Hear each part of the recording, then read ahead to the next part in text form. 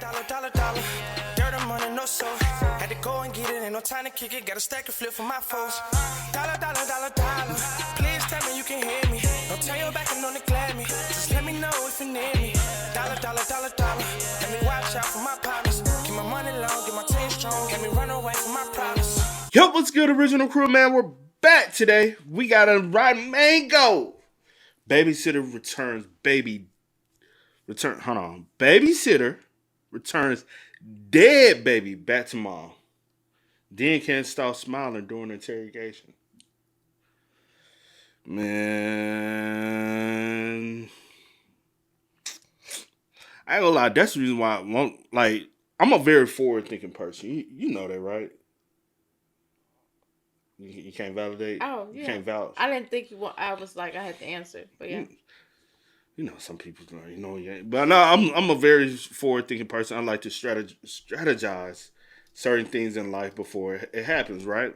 And that's one reason why. To the best of your ability. Best of my abilities. Because, So, before I even, try to consider having kids, I wanted to make sure, you know what I'm saying, if not both, at least one of us didn't have to be in the workforce. Mm-hmm. Because I'm like, I'll be damned, you know what I'm saying? And that's one reason why I'm glad this happened. Like, we were able to do YouTube and be able to do, you know what I'm saying? Because whenever we do decide to have a kid, that's why I already let people know, hey, it might become a time where y'all be having to do some video with just me solo and C not here. Especially if a kid coming around, you know what I'm saying? You know, I might have to take home bulk of the work. I don't mind, you know what I'm saying? Give her a little, you know? But I'll be damned. I have to have somebody babysit my child and they harm my child. You know what I'm saying? So I'm trying to just prepare things already so I don't have to worry about those things, you know? I try to be a little forward thinking in certain situations because this is we already know going to be a heartbreaking one, you know? So with that being said, before we get into it today, make sure you check out the links in the description box. Down below. You already know where to go. If you want to first support, you got to do it. Check out down below. Also, if you enjoyed today's visuals. Lock it in with a thumbs up. But let's go. Let's check it out. Let's see what it's about. You ready? I'm ready. Oh, also, if you're new to the channel and haven't already, make sure you hit that subscribe button, man. Join the family. Join the fun. You know, we all are. Oh, again, because this is a body cam one. I see it should be because of the interrogation. We do body cam reactions over there on our Extra Dose channel daily. So if y'all want extra more crime-related content, link in the description box for that as well. But let's go. Let's check it out. Let's see what's about, y'all. Bada bing, bada boo. Two sisters walk into one of those coin laundry mats with the washing machines all lined up on the sidewall. It's October in Wisconsin at around 9 p.m. So both the sisters, Heather and Jessie, they're walking in wearing winter coats. They've got Heather's 2 kids with them, a boy toddler and a little 11-week-old baby Benson. So right when the sisters walk in, these sisters, they're on a mission. They already had the clothes in the washer. They got to move them to the dryer. They have clothes in the dryer that they have to take out and fold. I mean, it's a whole system that they've got going on. Jessie is holding on to her little nephew, the toddler. She's swinging him around carefully, trying to cheer him up, while baby Benson is deep in his sleep in the car seat. It's a little bit cold, it's a little bit gloomy outside, and they're doing chores. It's not the most fun activity, but everyone's trying to have a good time. Until everything changes. Jessie, the sister, and the aunt to the babies, she stops folding the clothes and she just takes a moment to lean over and peer into baby Benson's car seat, where he's been asleep the whole car ride to the laundromat. He's been asleep since they got here a few minutes ago. She looks at him closely. And she pauses for a second. Wait, he looks... Heather, why are his lips so blue? Heather, come look. Heather, the mom, walks over, and not only are her son, baby Benson's lips blue, they look strangely like they're stuck together, like someone put super glue and pressed his lips together. They look dry. And his whole face is this pale, ghostly color. She picks him out of the car seat, and he's cold. He's cold. He's completely ice cold to the touch. Wow. There's CCTV footage of this, and Jessie is running to pick up her older nephew, the toddler, into her arms. Her phone is already up to her ear. She's calling 911. Heather is seen on the cameras, quieter, but she looks hyper-focused on performing chest compressions on her baby boy. 911, what's your emergency? Please, God, this baby is dead. Please, we're at the laundromat on the corner of 3rd and Union. Please, where are you? It's a laundromat. I don't know the name of it, but I have another child in my arms and my sister's baby is dead. We need you to start CPR on that baby. We don't know how. We don't know how. Is he on his back? We have... Because the angle holds you, the way she doing CPR, it's a little too aggressive for a baby. And they don't even like you doing the mouth-to-mouth with the child no more, do they? Because technically, and it's supposed to be like, because I took CPR before, because I work with youth, so I had to be CPR certified. But ain't it supposed to be like a 2-finger compression push? With a child. With a child, you're supposed to, especially with a baby, it's supposed to be just do, because they chest is too. So I need to go. I do low key want to go back and get CPR certified. But just know if you are. But that's the kicker right there. If you are and you are out about. And something's going on. You have to. Yeah.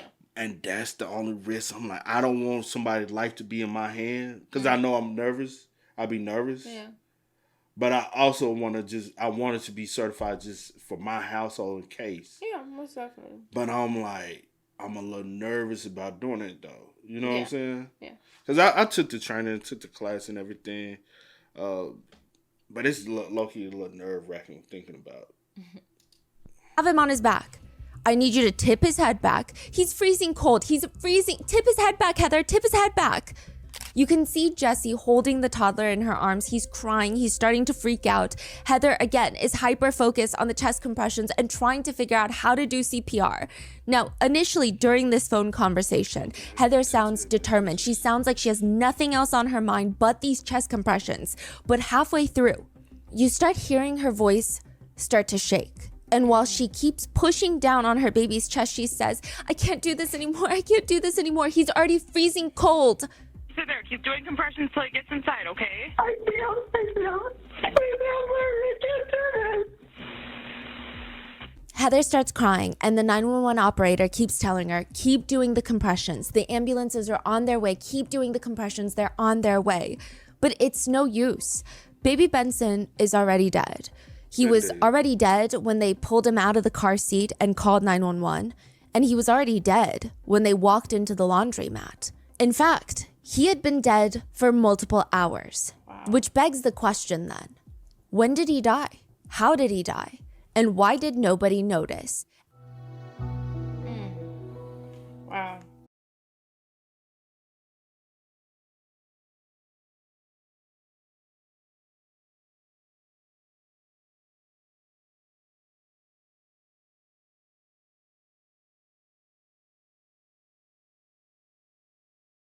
We would like to thank today's sponsors who have made it possible for Rotten Mango to support the Palestine Children's Relief Fund.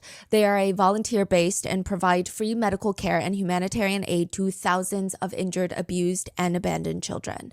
This episode's partnerships have also made it possible to support Rotten Mango's growing team, and we would also like to thank our listeners for your continued support as we work on our mission to be worthy advocates. As always, full show notes are available at rottenmangopodcast.com. Some of the more intense themes in today's episode include mentions of CA and CA resulting in death, particularly around the infant age. If that is too much for you today, please take it easy, go rest, and I will see you in the next one. With that being said, let's get into it. There is a woman named Marissa, and she's got a lot of boyfriends. That's her thing. She is the queen of time efficiency. I mean, she's so good at this. She will take a letter that one of her boyfriends sends her with multiple pages of graphic fantasies of what he wants to do to her when he sees her again and how they're gonna make love. And she will take that letter, read it fully through, change the POV, rewrite it in her handwriting with the same plot, the same fantasy, and send it to boyfriend number 2. Making it appear like this was her fantasy that she has of him. Wait, so boyfriend writes a fantasy that he wants to do to her. Boyfriend 1 writes her a fantasy that he wants to do to her. So he's like, I want to hug you. She changes the POV. Like, I want to be hugged by you. And sends it to boyfriend number 2. Exactly. I mean, for her, it's just, if she finds someone that she has the same interest in, if she finds someone that has the same values she has, I mean, it's hard to give them up. Even when she has like 10 boyfriends lined up, she wants to keep each and every one of them. Her firm dating requirements are they better like kids. That is a deal breaker for her. If you don't like kids, if you don't want kids, she's not going to be with you. She already has 5 kids. She's pregnant with her 6th kid, and she still has plans to have at least 2, 3 more kids. Wow. How many fucking baby daddies? Right? God. She on baby number 6. She got 5, pregnant with 6. Pregnant with baby number 6. Yeah. And then got multiple. Y'all, some of y'all just be laying up and having sex with anybody, bro. And she got multiple boyfriends. And I'm going to go ahead and let you know. Nobody's going to step up and want to take care of you and your 6 kids. So any dude you talking to, they ain't trying to be, that's a lot of, especially if he ain't got none. You know what I'm saying? And even if he got some. Say, for instance, did she give an age to her? Mm-mm. Say, for instance, she's 28. She got 5, 6 kids, right? I'm 30. I got none. My whole life, all I've been doing is taking care of me and myself. How the hell I'm going to be able to walk into your life and take care of not only you, which, as a man, even stepping up and taking care of, like, that's a lot of responsibility. You know what I'm saying? Then you throw in kids with it. You got 6. That's a lot. Especially if I ain't never had to do it. Yeah. What's that? A dog. And then, don't tell me I got 2 kids. All right, I'm already dealing with my 2. Then I got to come, man, fuck. Ain't no man, you know? He taking care of you too. I'm taking care of, I'm not finna come in and take care of you and your 6. Yeah. But you will have, people have done it. Because I'm just reiterating piggybacking off what you said. You do have people that have done it before. For whatever reason. Certain dudes. But yeah. That's a whole nother conversation though. She writes to one boyfriend, you only have 1 kid. That's cool. You don't want any more kids? That's not cool. Because I want more kids. Just saying, so we might not work out then. And the second dating requirement is they can't take everything they see on the news too seriously. It's very annoying when someone can't understand that there's fake news being spread on mainstream media news outlets and even social media. You can't just have a boyfriend who sits there and parrots what he hears on the news without thinking about all the biases that are involved. Really, she hates the news. She writes to one of her boyfriends about her whole life, and she says, I want to move out of town and just be with you and me, like we always do. We can work, watch movies, have family time, cuddle, sleep together, and sleep together some more. She says, okay, miss you and your private parts so much. I haven't shaved since I got here. It's not cool at all. I have lots of hair everywhere, but I want to F you so bad right now. I miss you. We're going to F right away when we get home. I don't care how hairy I'm going to be either.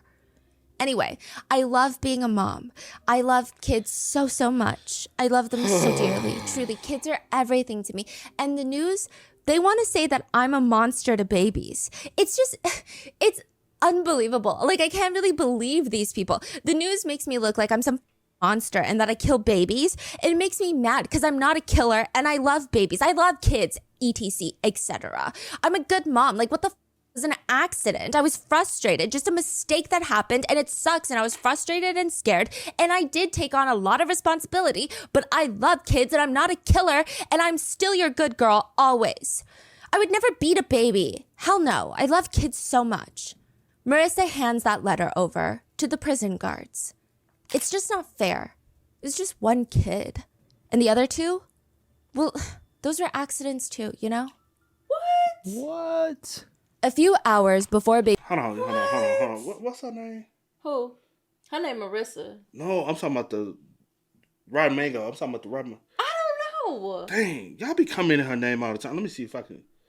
Y'all be commenting her name all the time. Because sometimes I be wanting to say it, but I don't. I forget. Y'all say it in the comments all.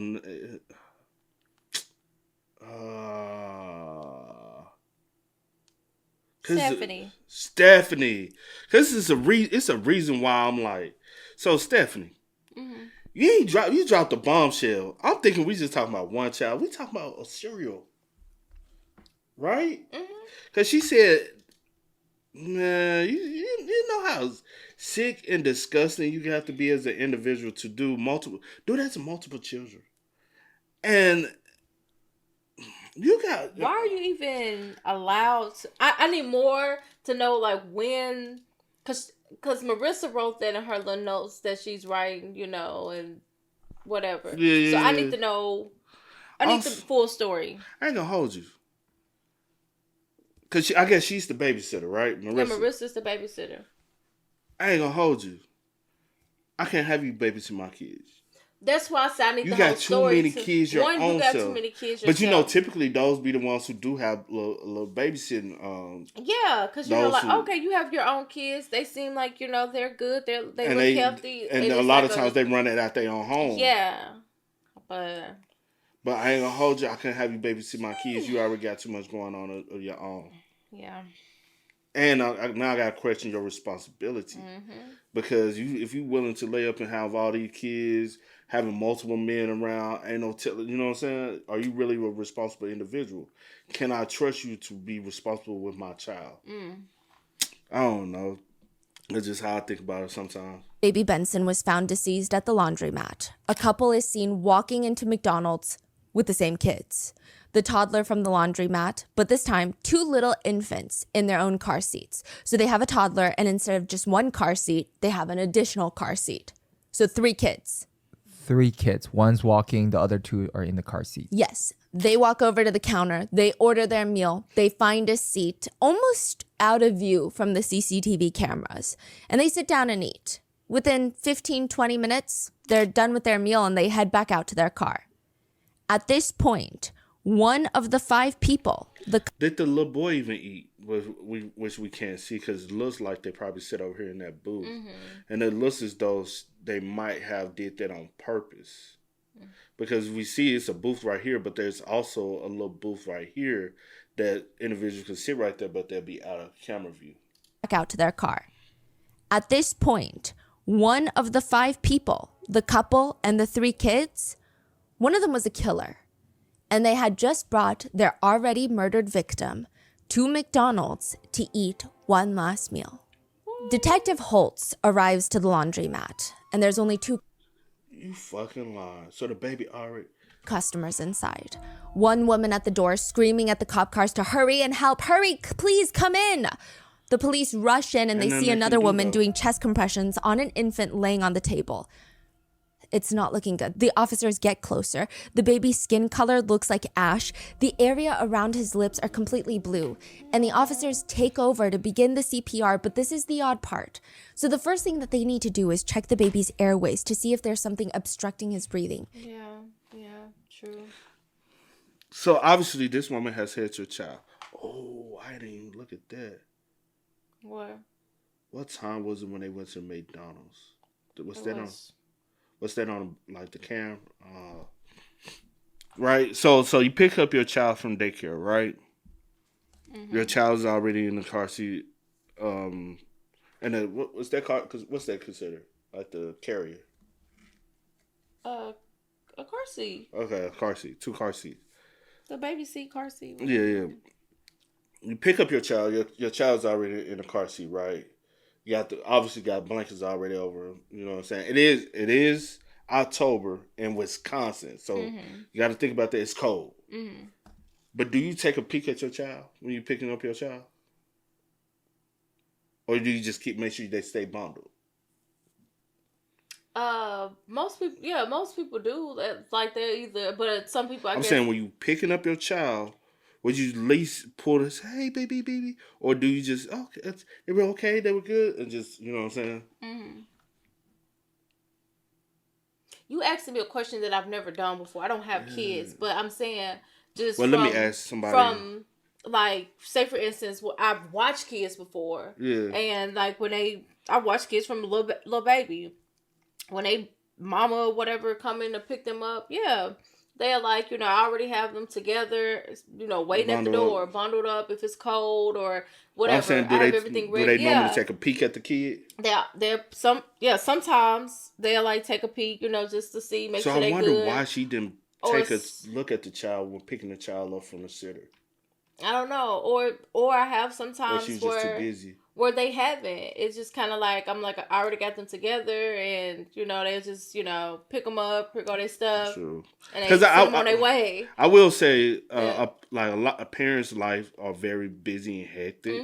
So sometimes it's like, okay, thank you for being considerate, because now I don't have to. It just have to give them. depends. So, It depends on if you in a rush. It depends on True. if, you know, you got other things to do. It depends on, like, it just depends. The baby ain't whine or nothing.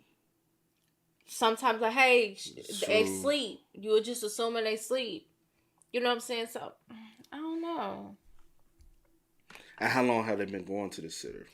That's a question as well. Has they been going since the other child was a baby? Then that you got a lot of trust in her. That's the thing as well. Too much trust. AKA, did he choke on something? But when they try to get his mouth open to look inside his throat, his jaw is locked. It's completely clenched. They can't even get it open to see inside of his mouth. That fact, combined with the fact that his body is ice cold, it's likely that rigor mortis has already set in. Baby Benson likely died at least 2 hours ago. Wow. Side note, another detail the police noted was when baby Benson was laying on the laundromat table, his legs were not falling onto the table because they were bent, like he was still inside the car seat. Oh, he's Rigor mortis, again, had set in. They're not falling to the table from the gravity. They picked the baby out of the car seat and lay it on the table, The mom did. but the baby's still fixed in that seating position. Yes, the legs are still bent. What is going on? I mean, obviously, authorities have to run through all the theories. Is it sudden infant death syndrome, SIDS? I mean, the possibilities have to be checked off. Did this baby die from a cold? Was it already a sick baby? Previous illnesses? I mean, they also have to confirm with the hospitals and the mom, but baby Benson was in the NICU maybe once for a high fever, but that was right when he was born. He's been a very healthy baby since then. How old is the baby once again? 11 weeks old. Whoa. That's not even 3 months. Exactly. I mean, of course, it could always be the mom. Because the baby is only 3 months old, it could be postpartum depression. The police do have to think about that. But the mom does seem very open to being investigated. She's handing over her car keys, her diaper bag, her phone, literally whatever the police want, she's giving it to them. No questions asked. Heather and Jesse, the sisters, they already have an idea of what happened to baby Benson, and they're ready to share it with the investigators, or at least what they think or who happened to him. They are certain that the babysitter did this. I mean, it has to be the babysitter. Right. Please go to that babysitter's house. She has another child there. Okay. And he was like delusional when we picked him up. He could not even open his eyes. First name? Hello. They need a little more info. What exactly happened? The police are confused. What do you mean? Why do you think it's the babysitter? I mean, her face was beet red when we went to pick the kids up. She was sweating. She looked scared. The sisters explained, usually when we pick up the kids, the babysitter never has the boys ready. So we go inside, we take our time, we get them ready, we get them changed into their car seats. Heather always helps. This time, the babysitter is waiting at the door with the kids. She doesn't even really turn on her porch light. The whole entrance to the house is dark. It's dim. Whether her porch light is barely on or it's off, they don't even know. Basically, she's rushing them out in the dark, practically pushing them out the door. She's not even letting them inside. The sisters were maybe standing in the doorway for about 2 seconds. They briefly point out what appeared to be a hickey on the babysitter's neck. Heather states she did not see this hickey when she dropped off her kids. So this is very alarming because you're supposed to be babysitting. Why do you have a new hickey? But the babysitter just made a joke as a response and then rushed them out. So when that door shut, they're gone. They're out there. It was so quick. But again, her face was, quote, beet red. I'm not even kidding you. Both the sisters remember thinking at that point, Jesus Christ, what the hell is going on? It was just so unusual. And this was like 20 minutes ago. So even with that information, Yeah. do you check on your child? 'Cause normally you have to go in and get your kids ready. All of a sudden today, my kids and you rushing me out. Well, she did say when she picked him up, he could barely hold his eyes open. She said that. Well, did her child? She said she got another child there, and she was. I didn't know she was talking about. I didn't know. Okay, well, maybe I'm confused on that. But yeah, with that, I mean, yeah, but it's just strange. But yeah, I am. I'm going like on the other side. Yeah, I am. I'm going to. It's like it's inside your glasses.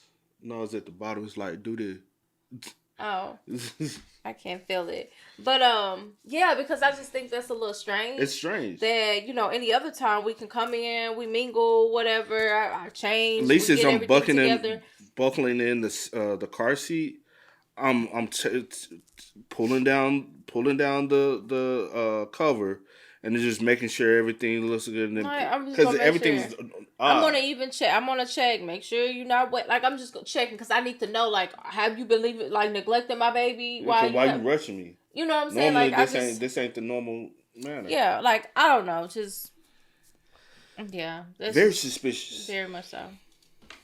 So when they saw her face was beet red, are they assuming that she's nervous red, or was she like, they think she's like exercising red, or Nervous, like she's on something. That's how they describe her. They did notice that Benson had his hat pulled down over his eyes. He was asleep in the car seat. They didn't want to wake him up. I mean, Heather, as lightly as she can when placing him into the car, she lightly, so gently pulls the hat up to uncover his eyes, just because she's worried he's going to wake up from his nap and start freaking out if he can't see anything suddenly. They put him in the car. They drive to the laundromat. They gently take the kids out and they start moving the clothes to the dryer. It's not until maybe a few minutes in that they went to check on him and they realize that his body is ice cold. Heather starts realizing what all of this means and she starts losing control of her emotions. And I get why Heather let me just say this real quick, because what I've been saying, I get why Heather didn't check on him, because if he is asleep, we're headed to the laundromat. I don't want him to wake up and be fussy, and then that's even more attention. Right. So, because you can't, if a baby's sleeping, the baby do it, and the baby notice, and they just disturbed, they wake up and it's like, oh shit. And he's 11 weeks. He's going to be fussy and doing all that, and yeah. you're just trying to hurry up and get to the laundromat. So, yeah, I understand. Which nobody would blame her for, but she has been doing an incredible job so far at keeping her emotions at bay to answer all the investigators' questions. And it's starting to crack. I just picked him up from the babysitter. Is he dead? Please, don't tell me he's dead. The police are quiet. That girl just killed my baby. I picked him up from the babysitter. I came back to get my clothes and I took him out and he was cold and he's not moving and I gotta get my son out of here. I can't do this. Oh no, these are the ambulance people. No, please don't. No, it's their kid, not mine. That bitch! Somebody better go arrest her now! It's good. Somebody killed that baby! No!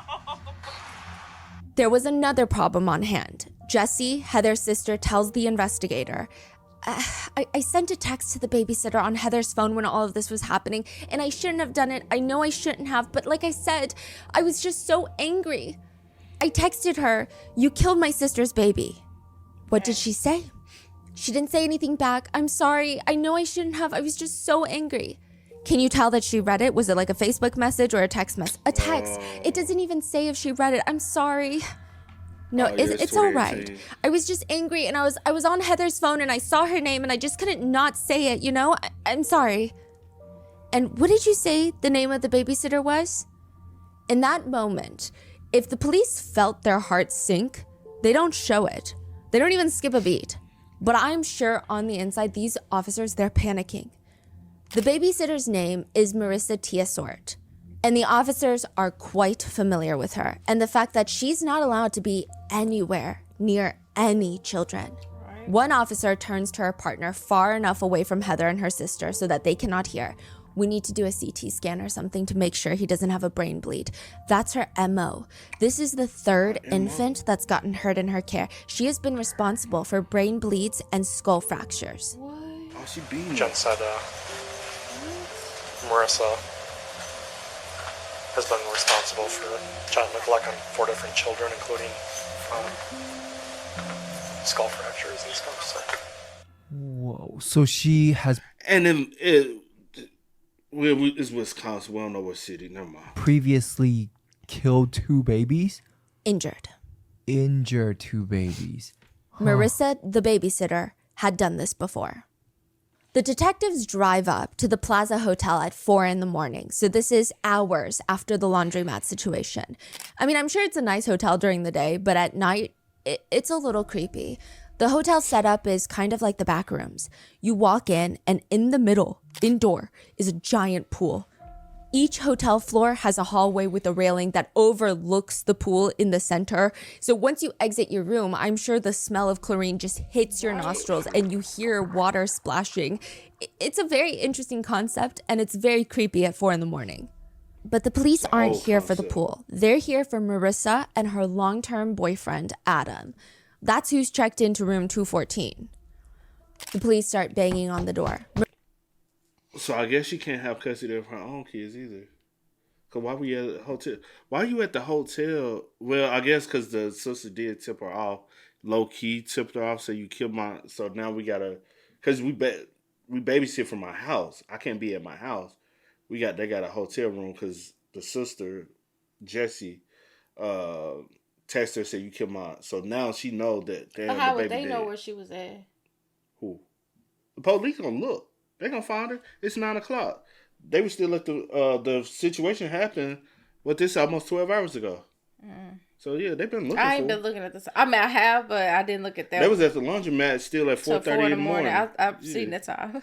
Marissa, we know you're in here. Open the door. We're not going away, Marissa. Open the door. Marissa? The door finally swings open, and it's Marissa's shirtless boyfriend, the father of her children, Adam. He's standing in the door, and there are at least 3 police officers standing in front of him at 4 a.m, and he looks more angry than confused. Good morning, Adam. Is Marissa here? What are you guys doing here? The officers walk into the room. They're scanning the walls, the counter surfaces, anything for any weapons, anything that could be used against them. Wait, does the police know him too? Yes. The fact that they address him by first name, that's crazy. They spot a baby, maybe a month older than Benson, laying in a crib in the room. That's the couple's child. Adam, just cooperate with us, okay? We're going to explain everything in a second. Well, you already charged her. What the fuck? Adam, stay here. No, you guys are harassing the hell out of us. At this point, Adam thinks the police are here to talk about a previous charge that Marissa was charged with. Adam, stay here. No, you guys are harassing the hell out of us, and she already got charged. We'll be at court. Why you gotta come here? Well, because we need to talk to her about something new. Know. Something new? Why are you guys here at this hotel? Because we wanted to get away. From what? Everything. Is it against the law to come stay at a hotel room for the night? In the body cam footage, you don't see Marissa in the room. You see Adam standing. It looked like Marissa right there in the bed, but I could be They're wrong. shirtless. You see the other officers standing in the room, but you don't see Marissa. And that's because she's hidden from the view of the body cams. This whole time that the police have been banging on the door, Adam has been screaming, "What are you doing here? You're harassing us." Marissa has not been seen on the body cam footage. The detective walks over, pulls the blanket back. Marissa, can you get up so that I can talk to you? Marissa has been pretending I saw to as soon be as she went asleep in. this whole time. In the room. In the room. It's a small room, right? It's a hotel room. Right. It's just a bed. They're standing. And honestly, that's a small hotel room. That's not even one of them joints that, like, I've been in multiple different hotel rooms. You know what I'm saying? You got some. Now, I ain't never been like the glamorous joint. Them joints, that's a basic, simple one. I've been in ones that you got multiple different rooms in it, but I ain't never been like the presidential suite. I can't wait till one day I'm in that mug. But Shorty, you heard him. You right there by the window. You right there by the window. By the door. You know what I'm saying? Like when your mom stayed at the embassy, right? She had the living room area, and then she had another door.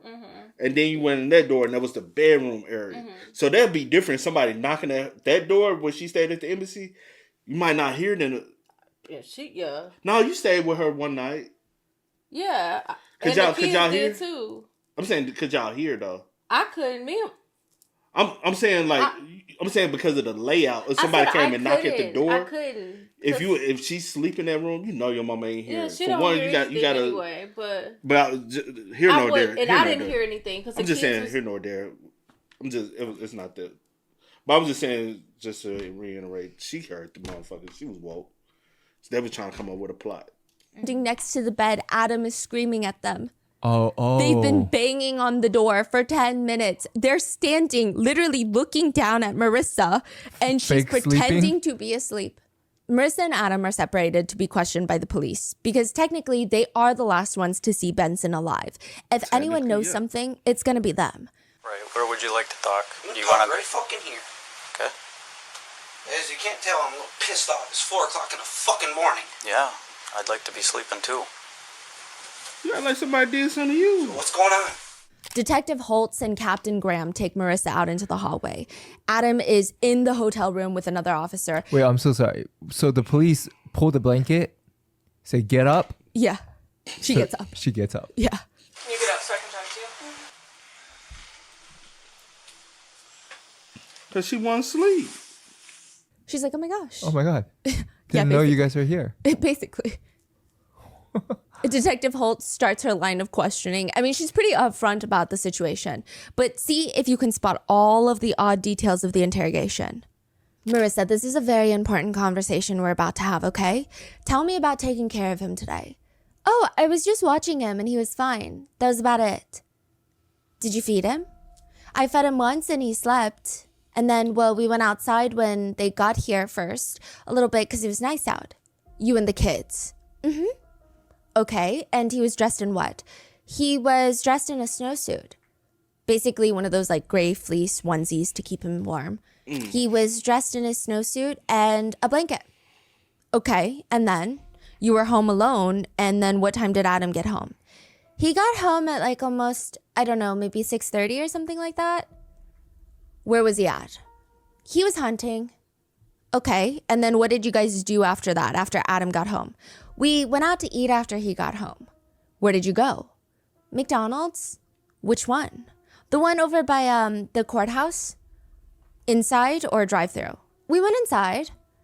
Okay, and how long did you stay there? I don't know, maybe 15 minutes tops. Okay, so you ate inside. Mm-hmm. We ate inside. You were able to finish your meal in 15 minutes. Mm-hmm. Okay. Okay, and then what happened? Did you come straight home after McDonald's? Mm-hmm. Only place you went outside the house was McDonald's. Mm-hmm. Then came straight home. Anything significant happen? Now, something interesting to note is that throughout this whole line of questioning, that's how it starts. It's a little weird that Marissa doesn't immediately ask, what's wrong with baby Benson? Why are the police questioning her at this hotel? True. When they initially take Marissa out into the hallway, they just tell her they're having an important conversation about baby Benson. She doesn't ask, is he okay? That's true. I ain't pick up on that. She don't ask, like, what happened? What's wrong with him? Mm-hmm. True. It's like, I already know, but, you know, I'm not going to tell you. What happened? What's going on? Is everything all right? She's just like, he was fine when I was taking care of him, which is very odd. I fed him once, and then he slept, and, well, we went outside when they first got there a little bit, so.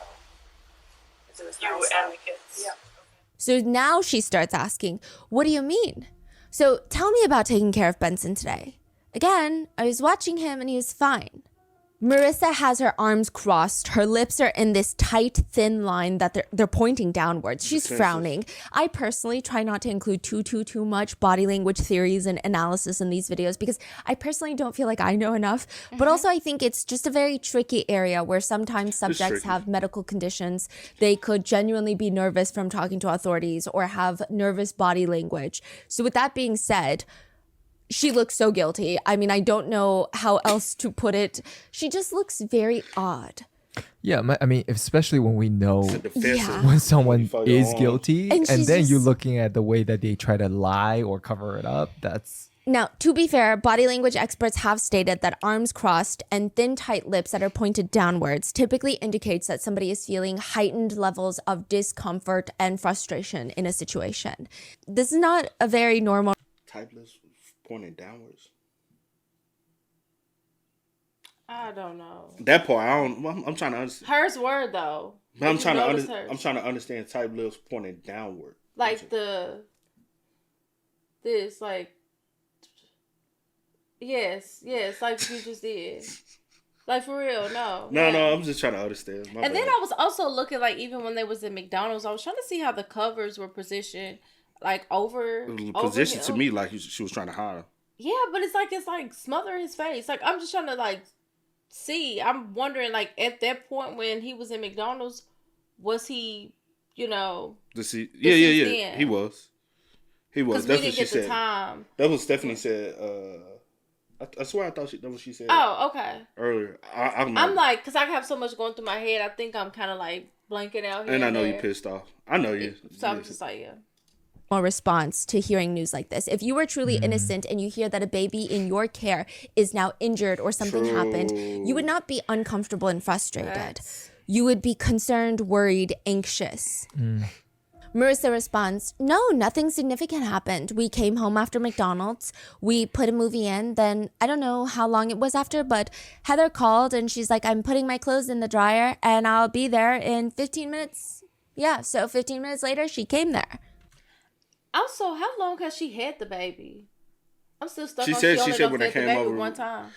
And that's what I thought was weird too. She said she only fed the baby once. She said when they got there, it was still daylight. So I'm like, was they only there for like 2 or 3 hours? Did she only have you watching them a little bit while she go to the errands and go to the laundromat? Or were they there all day? Because I was like, if they're there all day, you only fed the baby once. The baby been dead. Baby been dead for a long time. I'm just confused, but yeah, my bad. No, you good. Cause I was thinking the same Okay, thing. so did you get him ready or did she get him ready? Yeah, I had him ready. I left him in his car seat. Okay, how long had he been in his car seat? After McDonald's, it was maybe only like half an hour, 45 minutes maybe. It was right after McDonald's. I just left him in his car seat. You didn't take him out? No, because she usually comes around like 9 and he was sleeping, so... Another thing netizens have pointed out, please let me know if you caught this, are that her descriptions of the day are very vague. Usually people will have a lot more details to add, but it seems like she can barely remember what's going on. And there's only about 3 to 4 activities that she listed happen through the day. There's also no person or reaction in any activity. There's no, we went to McDonald's because the toddler was hungry. He kept saying he wanted chicken nuggets, so we went to McDonald's. You could almost replace anybody in these activities. The only part where there's a little bit of that is when Heather calls to tell her she's going to be picking up her kids in 15 minutes. I'm putting my clothes in the dryer and then I'll be there, and then like 15 minutes she came there, so. Okay. The detective keeps going. He was awake the whole time? No, he was sleeping. When? The whole time. The whole time you babysat him? All of a sudden, Marissa's mouth turns all the way up and she smiles really big. It's a bit of a creepy smile. She's showing all of her teeth and then she responds, and when she's talking, it's kind of like she can't wipe the smile off her face. But nothing warrants a smile here other than the fact that she feels uncomfortable being caught in a weird situation where she basically lied about him being asleep. She smiles. No, I mean like after he got there. He was up for like a couple hours and then I fed him and then I put him in the pack and play and then I had this little camera, like the video monitor. And then like I didn't check on him because I have that now. So like, yeah. He was awake the whole time? No, he was sleeping. When? The whole time. The whole time you babysat him? Well, no, I mean like after he got there, he was up for like a couple hours and then... He was in your back bedroom? In our bedroom. Then she just pauses for a really long time. Just starts zoning out. It looks like she's trying to look through the walls of the hotel to see what Adam is doing. Why did she smile or laugh? It's weird. She just keeps smiling. I think she smiles when she lies or knows that she's been caught in a lie. I almost feel like it's her way of trying to appear innocent. I see. She's just zoning out and the police ask her, are you okay? And she smiles again and starts, yeah, I just have sleep deprivation. And stuff, and then,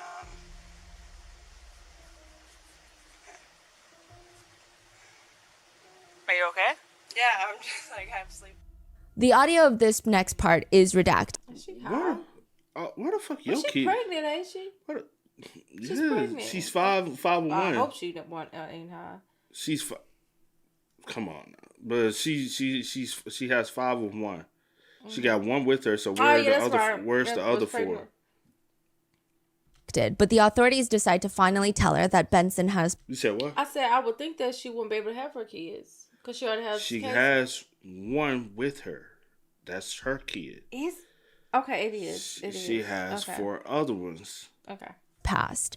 This reaction is what caused this case to go I was viral. thinking So the they same thing. presumably tell She her got that one baby with Benson is dead. The baby that she had been babysitting the day of has passed. And you know when you're in a fight with someone, let's say you're in a fight with your partner and it's not a serious fight, you're just arguing about, I don't know, something, and they toot, they fart, or they accidentally do something that makes you want to smile because it completely caught you off guard, but you have to remind yourself, wait, I'm in the middle of a fight right now and I can't be smiling. So you almost have this forced frown, and while the lips are pointing downwards, it feels like the rest of the face is having a split identity crisis where She do that all the time, y'all. We be into it. Cause or sometimes I do it. She could be yelling. I just be wanting to laugh. No, you do be laughing. Not you want to laugh. I'm like, oh, you take me as a joke, huh? Okay. Hey, cause I'm a very much laughable person, man. wants to smile. The eyes are almost crazy, smiling. That's her reaction to baby Benson's death. Like she wanted to laugh. Yeah. And when she starts talking, her face briefly betrays her and it looks like her lips are going up in a smile. And she scrunches her face up and goes, why is he dead? Why is he dead? Not, what do you mean? Wait, that doesn't make sense. How is he dead? What happened? Right. Why is he dead? Why is he dead? Oh, this bitch crazy. She is crazy. We were hoping that you could shed some light. Oh, no, she ain't. No, she ain't. No, she didn't hit Just me. something about her face No, and her eyes. She just no, gave me evil witch. she gave us the. Yes. She said, trying to squeeze some tears out. She like, oh shit, I'm supposed to be crying. Something It wrong. really hit. That girl She really hit me with the, oh shit, I was supposed to be crying. What? Like, bitch. Look, try from that little hoe. I hope y'all get her with first degree murder on this child and 4 attempted murders with the other 4 kids she did. And that's what it is. It's not even child abuse. We were hoping that you could shed some light on that. I don't know. Marissa? She sniffles, but her face turns more into a smile. And if you just screenshot this part of the interrogation and you take a picture of Marissa, you take it onto the street and you ask people, hi, what emotion does this woman have? They would say carefree, happy, someone who just was told a joke. Her smile lines are out. She's literally smiling. And it's not like this uncomfortable smile either. It's like a genuine smile. Then she opens her mouth with her lips still upturned in that creepy smile. And she squeezes her eyes closed like a 10-year-old and starts making a strange crying noise. And I need you to tell me what happened. I don't know what happened. So for the audio listeners, I think the best way to describe what she looks like is Gollum from The Lord of the Rings, the character. I'm not... Now that I know her name, I'm gonna be wearing her name out. Stephanie. She wrong. She But wrong, she but do, she though. right. She She wrong, right, but she though. right. Cause I'm like, yeah. She wrong, but shorty, you right. You right. She ain't wrong. She Not sure right, how she to right. describe Wait, it more. which one's Goblin? The one that's like, my precious. He just keeps smiling, and it's like this creepy do be smile, smiling and and just shit. like the way And I that ain't her even seen hair Lord is of the tied, Rings. I know everything what is you're very talking about. Gollum. And the strangest part is, again, body language. When someone starts crying, it's usually a full body experience. Especially devastating news like this. This isn't just about finding out that a random passerby died in a hotel room 1 floor down. This is a child that you babysit regularly. There should be other movements in her body when she squeezes her eyes shut to cry. I mean, perhaps a hand to the face, hand to the chest, to her stomach, but it's like the rest of her body freezes. In fact, she has her arm up against one of the railings. She's like leaned with her elbow on the railing. Because she doesn't And care. she just starts squeezing her eyes together. She just doesn't care. Force a cry. Yes, and it's like her whole body freezes. She uses all of her energy to focus on squeezing out a tear that won't come out, and she almost doesn't want to cover her face so the police can see her cry. She finally moves one hand to an eye, and it's just a strange visual. Why is he dead? We were hoping that you could shed some light on that. I don't know what happened. This is the most important conversation you will ever have in your life. I'm telling you. I don't. No, you're not telling me. You didn't tell me last time, and you're not telling me now, and I need you to tell me the truth. Heather deserves to know what happened. I know. At one point, she turns to face Detective Holtz and tells her in this shaky voice, like shaky as if she's so distraught, "I'm telling you the truth." Detective Holtz does not care, and she responds, "You are not." And instantly, Marissa's face goes from scrunched up and emotional and crying and shaking, "I'm telling you the truth," to her face looks emotionless and her eyebrows are raised, and she goes, "I am." I'm telling you the truth. No, you're not. I am. I don't know what And she got another smile on her damn face. Interesting. Bitch, She honestly. was so creepy. She is creeping me out. Did you catch that? Smack the hoe, bro. Because the police do. Got me fucked up. I didn't know he died. And that's also a lie because she texted you and told you that he died. Remember. Oh my gosh. Marissa yes. throws both of her hands in the air. My phone's off. No, it's not. Yes, it is. You No, wanna it's see? not.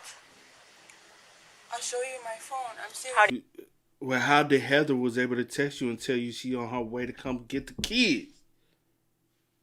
you think we found you? I'm serious. That's how they found them. That's how they found. I was wondering how they found her.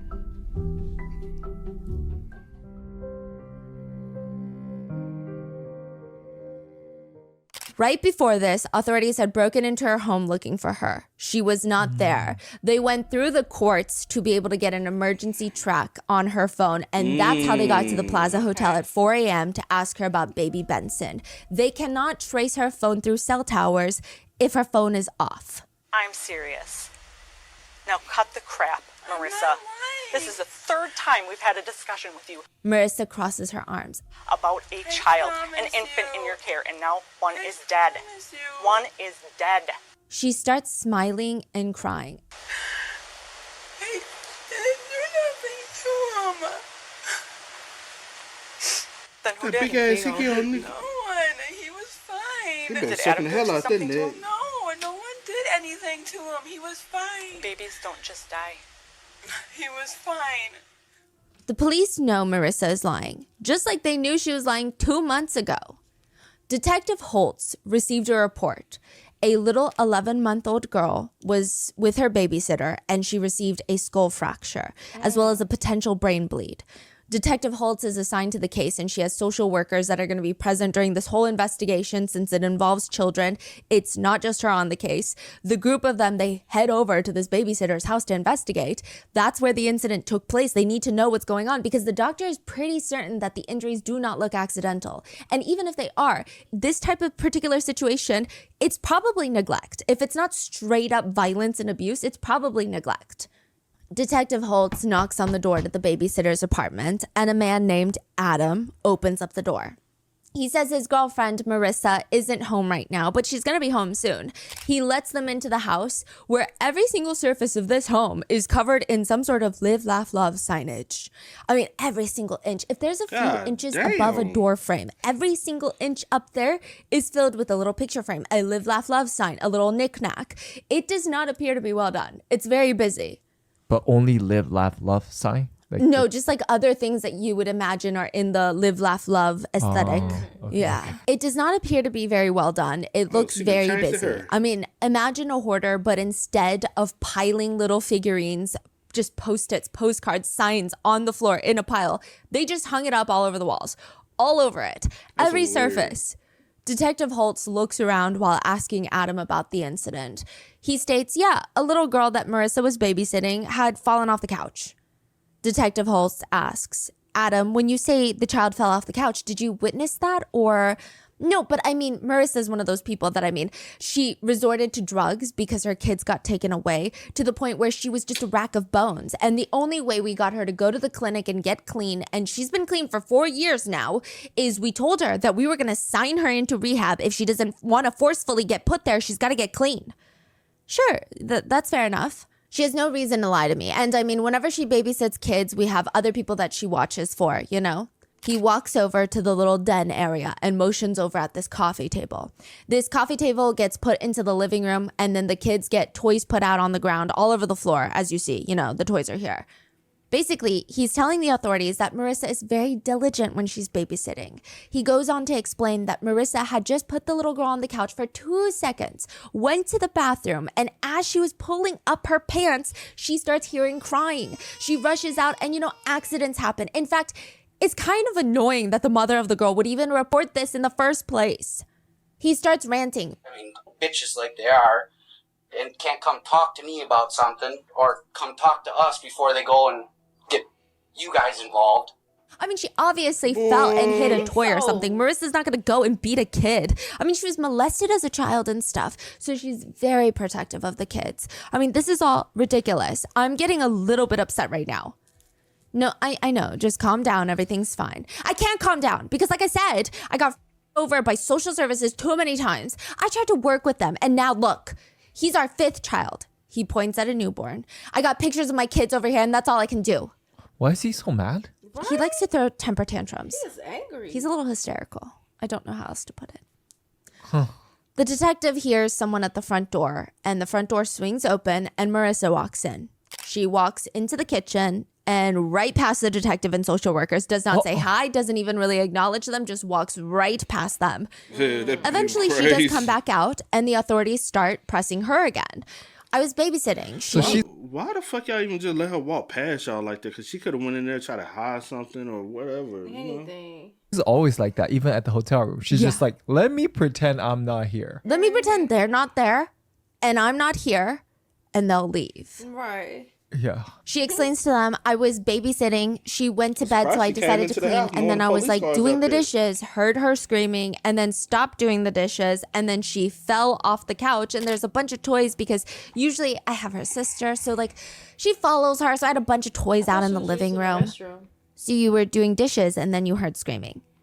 Fascinating. Right. Either Adam remembered wrong or Marissa has 2 stories for this event. Right. She was literally just pulling her pants up and she heard her cry. And then I was like doing dishes, heard her screaming. Was she in the bathroom just pulling up her pants or was she doing the dishes? Right, what were you doing? She must have rolled off and then I stopped doing the dishes and then she was on the floor. All she had was a rug burn and then she had bruises, so she must have hit a toy on the way down. What toy was on the floor? Like this table was out and I had a bunch of toys in the middle of the rug. Do you know which toys were out here? A bunch. Like I took a bunch of toys and yeah, she was just sleeping on the couch. Has anything like this ever come up with you before? No. As far as a child being injured? No. Are you sure about that?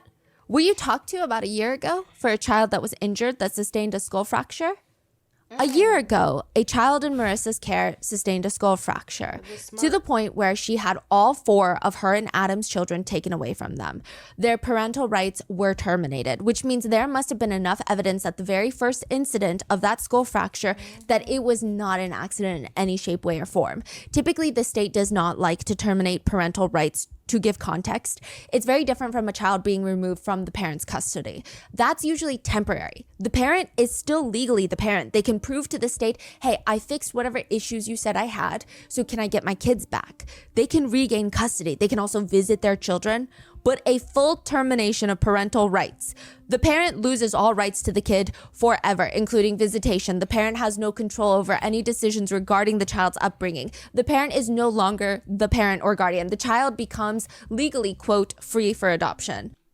And not only does this speak volumes for Marissa, it speaks volumes on Adam. Mm-hmm. You're willing to lie for her. You're willing to lose your kids. And you're not even willing to separate from her to gain custody of your kids as well. But you, no matter what, you want to stick with Marissa. And then the crazy thing is, y'all got 4 kids removed. You know what y'all said? Oh, we're just going to start a whole new family. We're just going to have more. Which is a very weird term, but... Now, if they, social services, had known that this couple had another child, a 5th child that is now in this house, they probably would have taken away that child too. Wait, so they lost all 4 child for good? Yes. That is crazy. Yeah. But they have their young son that was born maybe a few months ago that's in their care. And Marissa is currently pregnant again. Wow. And she is working as a babysitter. This is after she already has 4 kids taken from her. And now one of the girls that she babysits has a massive head injury. And Adam is trying to convince them that clearly it's not Marissa's fault. It's all an accident. The detective asks again, has anything like this ever come up with you before? No. As far as a child being injured? No. Are you sure about that? Were you talked to about a year ago for a child that had that skull fracture? That wasn't me. You were providing care for her. Well, yeah, I was, but I don't have any child abuse. No, nothing. Okay? I have 5 kids, so like I love kids. I don't beat them. Nothing. Okay? I always babysit people's kids. Right. And nobody's saying you beat anybody, but sometimes people lose their tempers. No, I've never. Things like that happen. I never had postpartum, nothing. The detectives tell her that they understand. They don't, okay, but they tell her. And for the time being, since a new investigation into child abuse is being opened, they're going to need to find a relative to take care of their son that they have custody over. Adam starts losing his mind. He starts screaming at the detectives to get out. No. So can we do my... So hey, can we... Go! Go! Adam, stop! Adam, stop! Marissa is the one calming him down. Adam, stop. They said that he can stay with your dad until the investigation is over. No, my dad cannot watch him. You guys can go. You guys can leave. Go. You need to leave. Adam, we can't leave right now. Adam picks up their son, who is crying, just starting to walk out with the baby, and the officers tell him, you cannot leave with this child. Watch me. You cannot leave with that child. The baby starts crying in his arms. They're all standing in the kitchen, and he's just lost his mind. Finally, the social worker firmly tells him, stop it. You're scaring the baby. You're scaring my baby. Get the out of my house. Marissa offers to leave. He wasn't in the house when the accident happened. He wasn't involved. So as long as I leave, since it's an investigation into me, he can stay with the baby. No? Adam's not listening. He's still screaming. If you think you're taking my kid, you guys can go. Adam, I will leave and you can have him. No, they need to leave. No, because then they're going to take him. I've asked all of you nicely. I told you guys when you came into my house, did I not? If you guys think you're taking my kid or asking my kid to go anywhere, I don't have any family members. We have no family. I was not here. Why would my kid ever have to leave when I'm his parent? She was the only one here. She can leave. Well, that's what's going to happen. She's going to go stay with my sister. He uses both of his fingers to point at the ground. The baby is staying here. That's the situation. You guys can go. Well, we're not leaving until this is all sorted out. I told you guys what's going to happen. I told them when they came into this house. I told them nicely, and I told them from day one. You guys are all lying, all of you. That's why I don't trust any of you cocksuckers. I don't think anyone's lied to you at this point. Did I not? Right when you guys walked in the door. I said, if you think you're going to do anything with my kid, you better bring the SWAT team. That's exactly what I said. And I'm sticking to it. Somehow he ends up shirtless, and they're trying to inform him it's not really how it works. You can't just tell the police to leave just because you want them to. And he tells them, it's my house. I pay the bills. Do you guys come and pay my rent? No. So you can leave. Which is a very juvenile argument. Yeah. And he's screaming at them, you guys can leave. I'm not going to ask you 15 times. Adam, if you can sit down and relax. I will relax as soon as you get out my door. You can talk through my door, but I don't want you in my house no more. I'm sorry, we cannot leave with a child with him in that state. I'm pissed off because you guys are two-faced fuckers. I'll be calm as soon as you leave. Eventually, the police do leave. They leave the baby under the care of Adam, and Marissa needs to find a new place to stay while there's an active investigation. Man, y'all know Marissa gonna be right back. She is not to be around any children at all until the investigation is concluded. 2 months later, October 18th, she's around children. She is alone with her son, Heather's toddler, and Heather's baby, Benson. So they... so that's from the previous one. Mm-hmm. 2 months later, That's what I...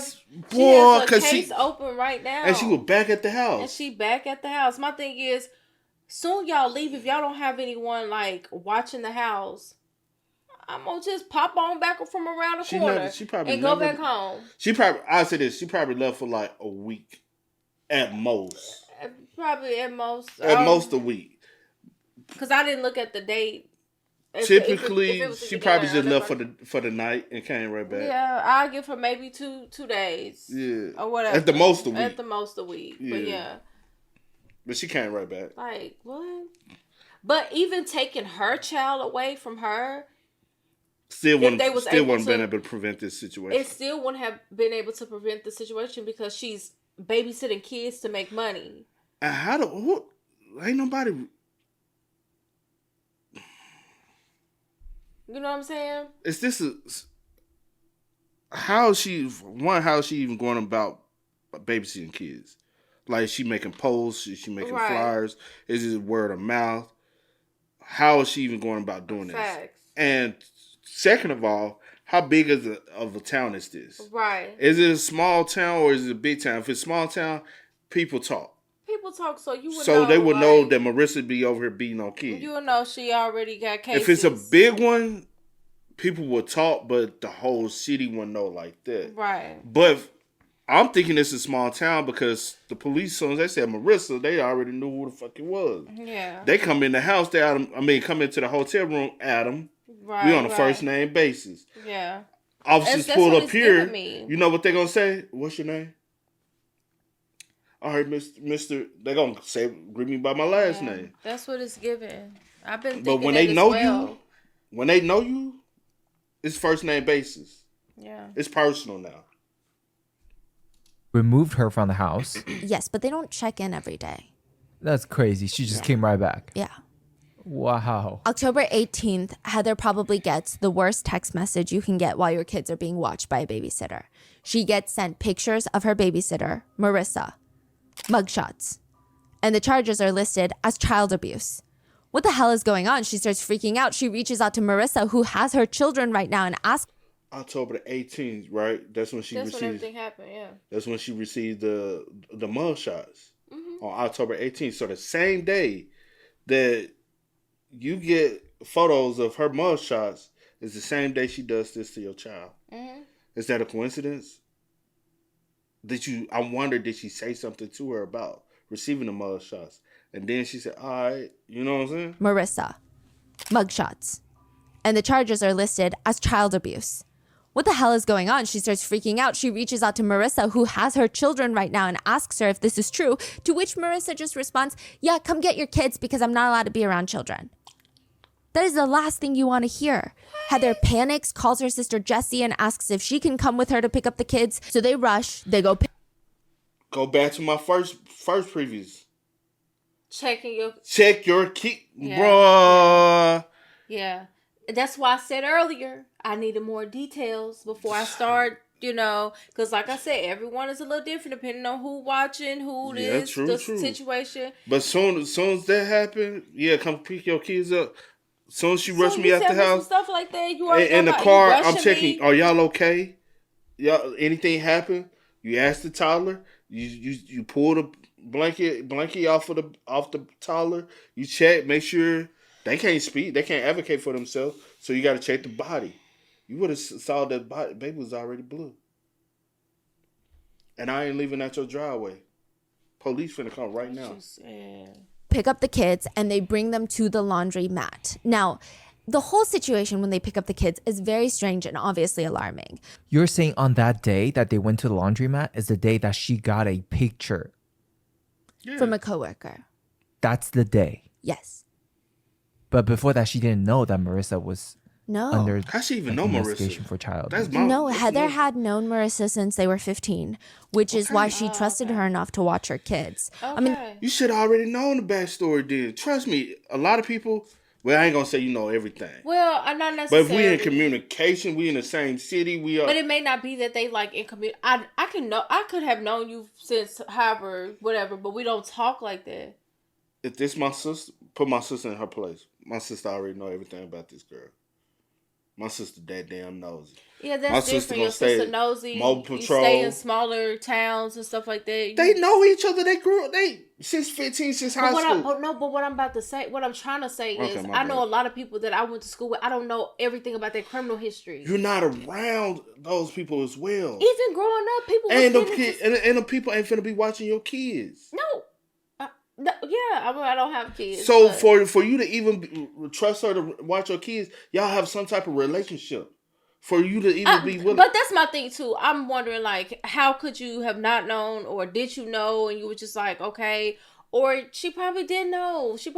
Maybe it was cheap. I don't know. She never really looked into it, or it wasn't really. I don't know. How they didn't necessarily. My bad. You said what? How long has she been watching them? I also need to know that too. necessarily stay friends the entire time, but Heather was working at Olive Garden, and so was Marissa's sister, who basically tells Heather, it's kind of a win-win situation. Marissa had just given birth. She's already staying home to watch her newborn son. It's not going to take too much more work for her to watch another kid on top of that. And on top of that, Heather, you need a babysitter. What you keep holding your hand up for me? No. What you taking back so far for? I wasn't trying to take it back that far. Heather works with Marissa's sister. Heather works with Marissa's sister, right? Which is Marissa's sister knows she be beating on kids. Right, so why would you even, that Marissa's sister know that she has this, but why, I know you, right? I know both of y'all, but you telling me, yeah, she just had a baby. She just whatever. It won't be too much for her. Like, if you need a babysitter. The baby's only 11 weeks. And so she working at Olive Garden and all this stuff. Trust and believe, man, I've worked in those environments. Marissa's sister vouching for her. Okay, cool. No. I'm not doing that. I'm not taking it. Personally. Bro, you have gotten word that Marissa's sister has been locked up. You have gotten some type of word. You might not know the details of her arrest, but you knew she was been in jail before. Marissa knew. Marissa's sister knew Marissa was beating on them kids. She know why her nieces and nephews got taken from her. And, man... It's a sister who basically tells Heather, it's kind of a win-win situation. Marissa had just given birth. She's already staying home to watch her newborn son. It's not going to take too much more work for her to watch another kid on top of that. And on top of that, Heather, you need a babysitter so you can keep working. Of course, Heather wouldn't have just left her baby with someone that she believed was abusive. I mean, she truly did not know. At the Plaza Hotel, the officers... Let me just say this. I agree. I'm saying I don't think she 100% knew that Marissa was abusive to kids. I'm not saying, you know what I'm saying? But I feel like she should have do a little bit more digging. But like you said, with somebody I work with vouching, I can't come from those environments. A lot of people like that. Oh, you vouching?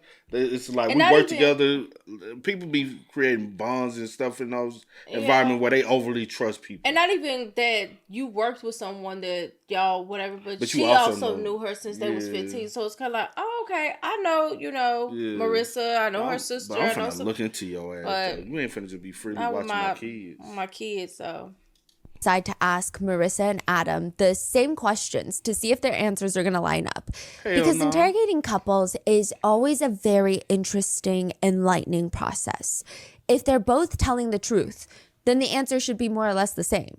Yeah. Because the truth in these very extreme types of cases where somebody dies, it's pretty objective. Is somebody dead or not? Did somebody do something or not? These are very objective questions. But if they're lying, then you have to wonder, are they lying to protect themselves and throw their partner under the bus? Or are they lying to protect their partner?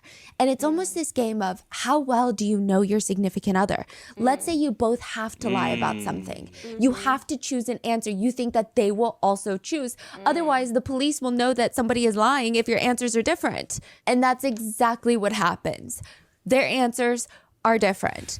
Right after Marissa is told that Benson is dead and she finds out and has this big emotional response, the officers, they try to give her an out. They tell her, I understand that things get frustrating, especially with you being pregnant and having your own child. Marissa's face and voice goes from this high-pitched crying sound to, yeah, no, they weren't frustrating, I promise you that. I don't know what happened. I promise. I understand that things get frustrating, especially with you being pregnant and having a child of your own. They were frustrating. Which is very interesting because as she's outside promising that, Adam is inside the hotel room talking pretty negatively about the boys. He says about the toddler, he doesn't play with much. He's a pretty quiet kid. I mean, I shouldn't say quiet. If you look at him wrong even, he's going to start crying. I mean, lately he's been getting used to us. And he describes baby Benson as being a fussy, crabby baby. As soon as you pick him up, he whines. He's very difficult. Even Heather told us he's been real fussy and he's been real gassy and stuff. Now, side note. You said what? I said, well, yeah, it will be them. No, what I'm saying is. It's supposed to. Remember, Marissa be trying to say that Adam's not there. Adam be there when she watching these kids. Yeah. That's what I'm saying. That's when I said us. Yeah, because you y'all there. at McDonald's. So with the both of y'all kids. should be charged for the same crime. Because it's happening on your watch as well. Or at least you hit with neglect. Earlier in the day when Adam was out hunting and Marissa was home watching the kids, he texts her, "Are the crybabies still there?" So meanwhile, Marissa says they're not frustrating at all. She can promise you that. But Adam says they're incredibly difficult and they're very frustrating to deal with. The couple can't even decide on the same answer if they're difficult or not difficult. So the police keep going with Marissa. Sometimes things happen, but we just need to know the truth and that's all, okay? I had the baby monitor, but I didn't kill him. Marissa essentially states that she had the baby monitor on and she was watching Benson through the baby monitor. She did not kill him. It was just an implied accident. She said she didn't check up on him. She went to go pick him up from his, little crib and he was dead. And then she returned the baby back? Went to McDonald's and then returned the baby back. Yeah, how does she explain that? Exactly. So the police are like, well, how long was it that you didn't check up on him? Start from the beginning. It was like before Adam got there, I checked on him. Did you know then that he was, but I didn't kill him. How did you know he does sleep that long? And I don't know, he felt cold. He felt cold. And I was scared. My boyfriend wasn't home and everything. So, oh my God. I'm sure it's very scary, but I didn't kill him. How did you find him? How was he laying? I put him on his belly. And how did you find him? Was he just on his belly? She starts explaining how she went into the bedroom with the baby camera where Benson was asleep in the pack and play. But she starts freaking out when she sees that his face is in the blanket, just head on, nose into the mattress, which, by the way, you're not really supposed to let the baby sleep on their belly that young. And he doesn't look like he's... Okay, she was just... Yeah. Oh, my bad, y'all. I was just, if y'all see, I'll be asking questions and stuff. Because, I'm always watching stuff, right? Yeah. And I was watching a video not too long ago because I was always taught, at a certain age to put them on their back while they sleep. But I did see some women say, well, I've always put my kids on their stomach while they sleep and we've never had a problem and I have 2 or 3 kids and da-da-da-da. Yeah, I don't know. That part, I don't know. So I've always just growing up being taught to put them on their back, but everyone's different. And not on the side at all, right? I mean, you can put them... I've never put them on the side. I've always... in a bassinet, I'll always see them on their back. Yeah, every child that I've But I'm saying, if they lay down in a bed... Do you put them on their back or do you put them on their stomach? Because I heard you're supposed to put them on their stomach, right? In case they turn and they can suffocate, right? Mm-hmm. So I don't freaking know. But just every child I've watched, I put them on their back just to be on the safe side. But yeah, right. Which, by the way, you're not really supposed to let the baby sleep on their belly that young. And he doesn't look like he's breathing. She starts freaking out. He's cold to the touch. He likely suffocated by accident in the pack and play. That's what she's stating. Was there anything coming out of his mouth? No. Okay, and he felt cold. Mm-hmm. Did you check for a pulse? Did you see if he was breathing or did you just feel his skin and it was cold? No, he just wasn't making any noise. Well, what did you think was going to happen when Heather came to pick him up? I don't know. Did you think that she wasn't going to notice? Yeah. That she was or wasn't going to notice? She was going to notice. Okay, did you try and do anything to revive him? Did you do any CPR? And she smiles. This big smile, really big. The thought of that suggestion in itself is stupid type of smile. No, because I don't even know how to do that. And the second she catches herself smiling, she quickly shuts it off. Try to do CPR. Oh, because I don't even know how to do that. Something's wrong. Help me understand. When you discovered him there, why didn't you call the police? Because I was scared and my boyfriend wasn't there and I didn't want my baby taken. How did you determine that he was no longer alive? I picked him up and he was really cold. How did you pick him up? I just went like this. Okay, and what did he look like? He was just cold. What did you do afterwards? I laid him down on the floor and I put a snowsuit on. Then I grabbed his car seat. I put him in the car seat and I put some blankets on him. Wow. But you laid him on the floor, but you don't know CPR. No attempts to call anyone or research anything online. I don't really know any CPR, really. And again, that was before Adam got home. Mm-hmm. And Adam did not notice that he was dead. He probably just thought he was sleeping. Now, Adam is also asked about the series of events to make sure they line up with what Marissa is saying. Who went to McDonald's? All of you? All of us, the 3 kids in the back seat. Which McDonald's? The one by the courthouse. Okay, then we came home. Who picked him up out of the pack and play and put him in the car to go to McDonald's? Oh, I picked him up and I put him in there and he was absolutely normal to me. Really? What is normal to you? Oh, Wait, that's a lie, right? Oh. Whiny. As soon as you pick him up, he whines and stuff. So he was making noise. So he would already know. When I took him out of the back and play and stuff, he was whining, crying and everything. But deceased babies don't cry. Right. So who's lying here and why? Marissa ends up being arrested for her previous child abuse charges. And while she's in jail, the police start monitoring all of her jailhouse calls, minus the ones that she has with her attorney, of course. And they're just looking for anything that she admits to anyone, because so far she's saying it's purely an accident. They know that it's not, but they need to get her to admit it or to tell them what actually happened. Now, most jailhouse calls are pretty messy. I believe that most of them are monitored and recorded, and a lot of them are very sexual, as one might imagine. And same goes for Marissa. Not only did she have intense sexual conversations with Adam, but she had multiple new pen pals that she would have these long sexual conversations with. She was known to be very good at manipulating men into believing that she is this dainty, child-loving mother who is being attacked by the media for no reason other than sensationalism. And as long as they send her money, she will marry them and bear their children for them when she gets out.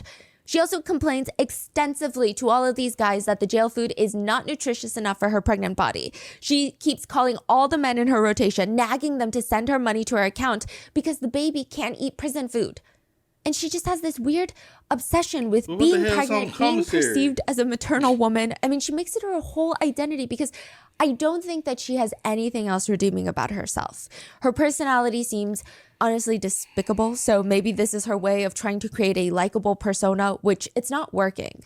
When it comes to actual children, the actual part of being a mom and a caretaker, she does not care at all.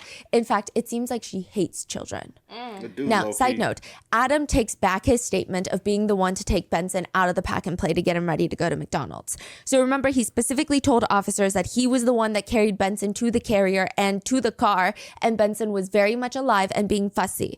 He said he takes it all back. He said when the police asked him in the hotel, he was half asleep. They barged into the hotel room. He didn't even know what was going on. He just assumed that he'd be the one to put him in the car seat. I must not have. I mean, we watched him so often, and then you guys came in when I was half asleep yet. And after I had time to think about it, I didn't put him in the pack there to pick him up or anything. And Mercy even verified that she had him already in the car seat. But now that he's fully awake and he's had the time to truly use... No, y'all done heard each other's stories now, so you're trying to make sure that each story cooperates. So if I take the stand and be a witness for her, the story starts to align. No, I'm taking your first story. That, or also you trying to take yourself out of it. As far as I didn't even... True. I didn't know. I thought he was asleep. I didn't even touch him. You know what I'm saying? Yeah. Use his last remaining half brain cell, he remembers that Marissa already had the baby ready to go into the car seat.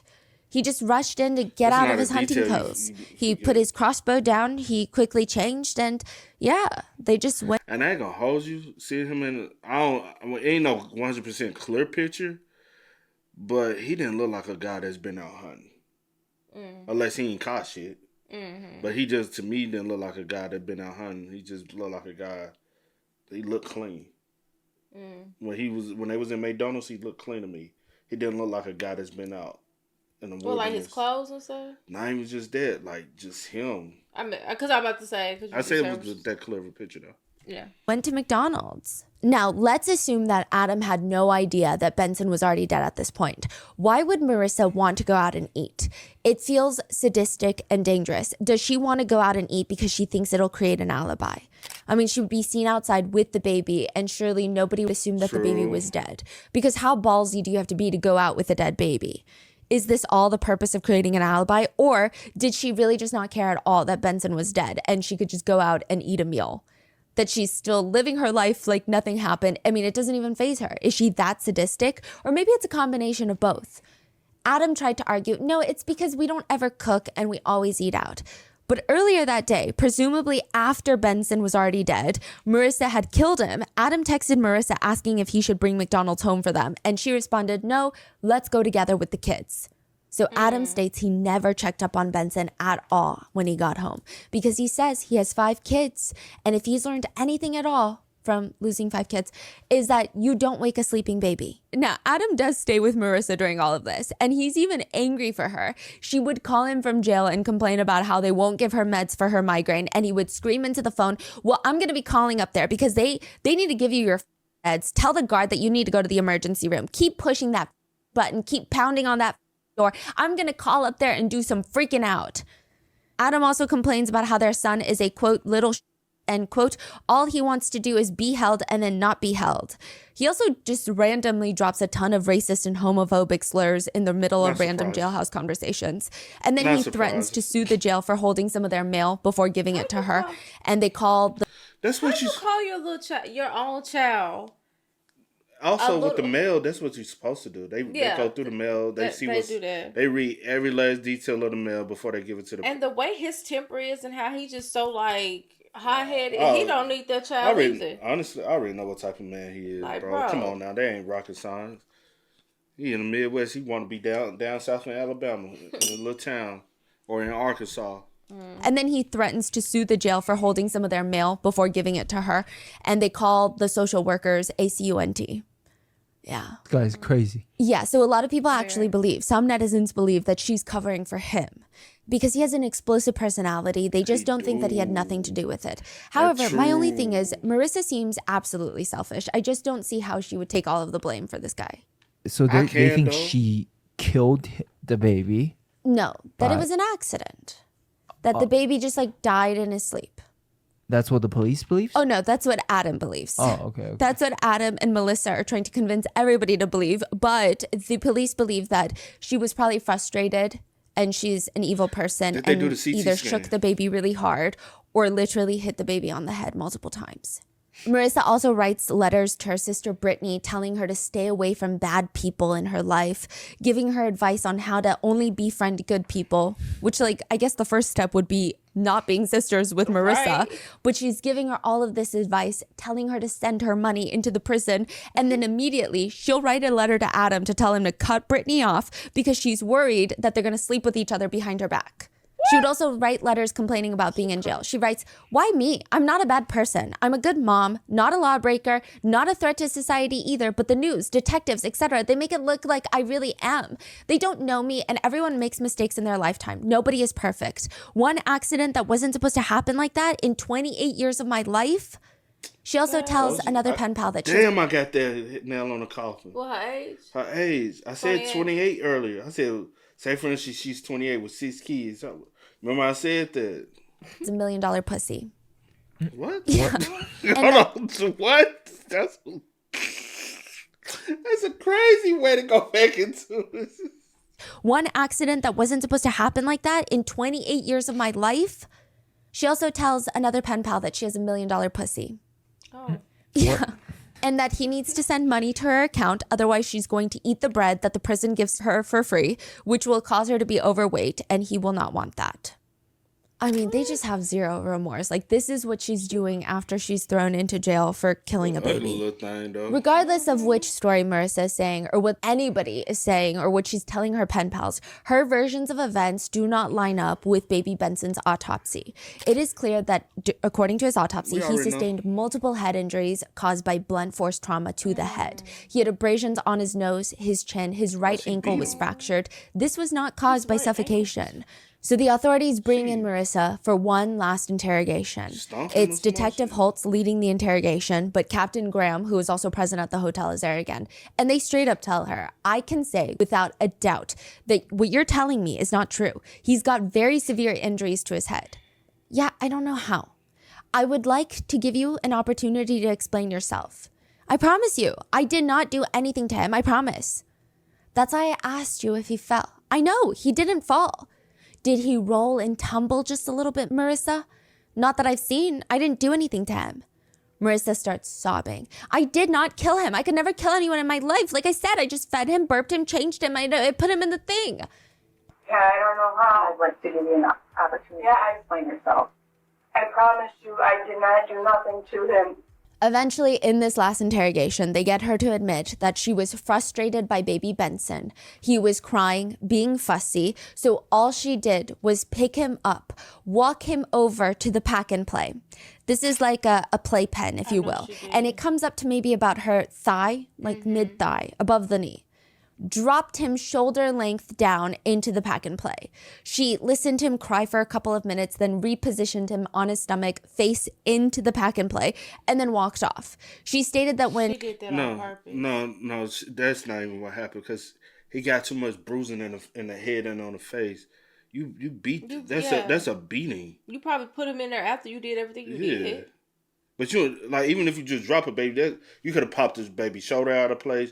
The baby still could have got hurt, but the way the baby was hurt is not just from a drop. So not in a playpen.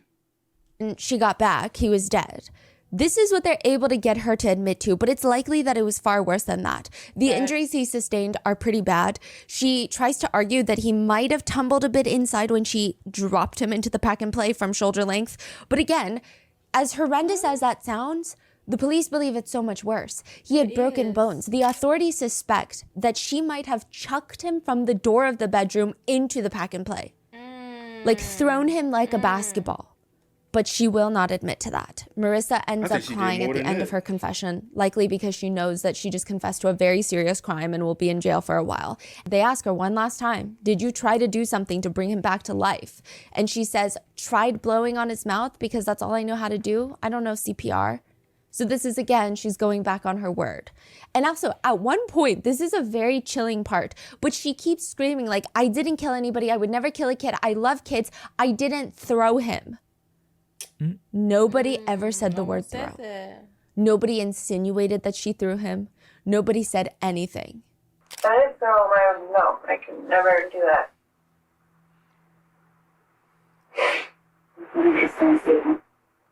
Very interesting. No, I could never.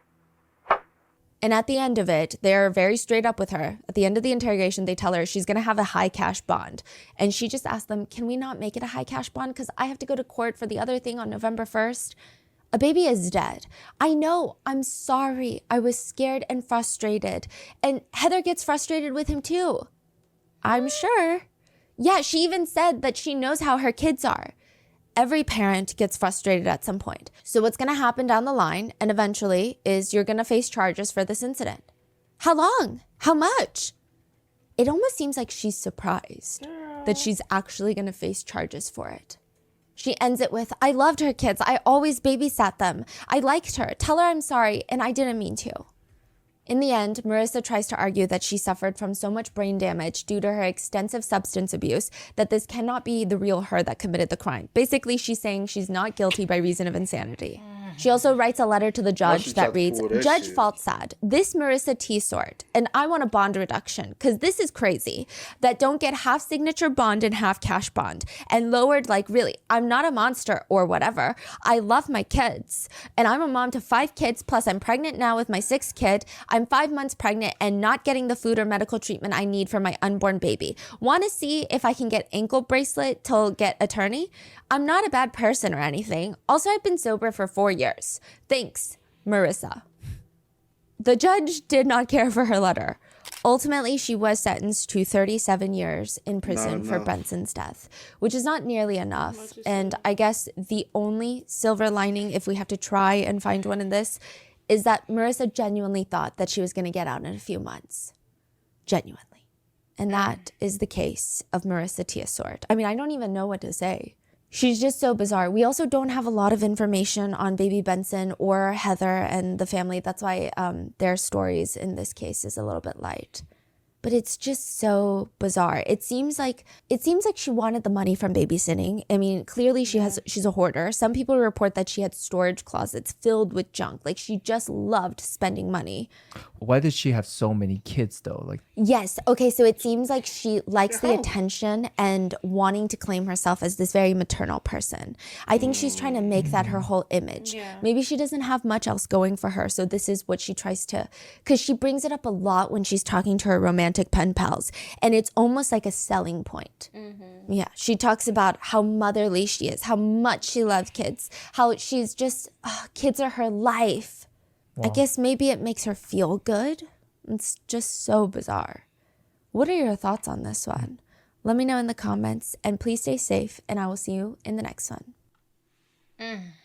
Because I'll say this, it might be the maternity thing and not her just being a hoe, because at the end of the day, she do talk about being a mom more than it's just sex. It's not just sex. She talks about sex is to have a child. She's not just talking about sex because she wants to engage into intercourse. She's wanting a child out of it. And so, bro, you got 6 kids with no mom, no biological mom, shorty. You are horrible. You are 100% horrible, bro. Crazy ass story, man. Rest in peace to Baby Benson. Yeah, didn't deserve it. And I hope all those kids, the other kids that she can have life-sustaining injuries, they all need to hit her ass with a civil suit. Facts. And she could, even if she get out 37 years from now, she can never recover financially from it. She'll be. I definitely pray for their healing as well. Yeah, all their families need to hit her ass hard, bro. But hey, man, y'all spam us up. Y'all let us know y'all thoughts about it for us in the comment section down below. But until next time, y'all know how I go, man. I do go over the name DJ New Kid. This is We Are. Time to kick it, got a stack of flip for my foes. Dollar.